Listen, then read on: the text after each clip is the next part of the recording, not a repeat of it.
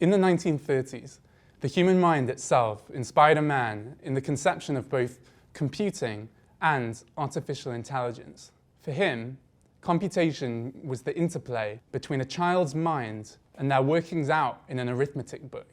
Intelligence would be taught to the machine through education.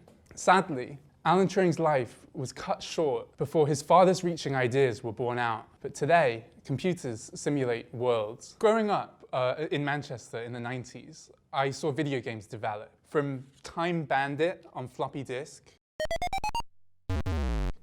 to Halo on CD-ROM.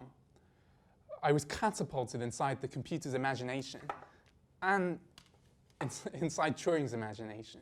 And the steady beat of technology marched on. This chip can store more than 15,000 floppy disks, and it can process all that memory in parallel. If it's memory with the keys of a piano, it could play all the keys at the same time, creating impossible symphonies. I use it to train artificial neural networks, our best computational analog of the human brain. For the last 100 years, the galactic size and parallelism of the human brain put it firmly out of reach of computers. 100 billion neurons, roughly one neuron for every star in the Milky Way. AI pioneer Geoffrey Hinton called it the seething stuff underneath our consciousness. 100 trillion synapses. It's a sprawling web.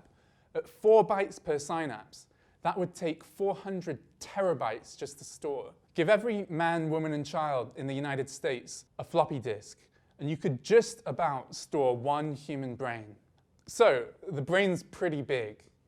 How big is a supercomputer? A supercomputer is built by daisy chaining these chips. The largest supercomputer in the world is in a warehouse in Tennessee. And they've hooked up more than 27,000 of these chips for a combined memory of 442 terabytes. It's 2019, and we've built a supercomputer that, in a very real sense, is more powerful than the human brain. Well, it's game over. Not so fast. We don't even know how to operate this thing. Can we teach a warehouse-sized neural network? What would it do? State-of-the-art neural nets are best at something akin to translation. They translate between languages. They translate between words and visual images. They translate between images and abstract concepts. Honestly, they translate between things they have no right to. All the evidence I've seen in my work suggests that bigger neural nets trained on more data solve harder problems. But if we want to train a warehouse-sized neural network, there's a problem. Some of the best training algorithms we have, like the one I used to generate this dog, explode once the neural network reaches a certain size. We don't understand why.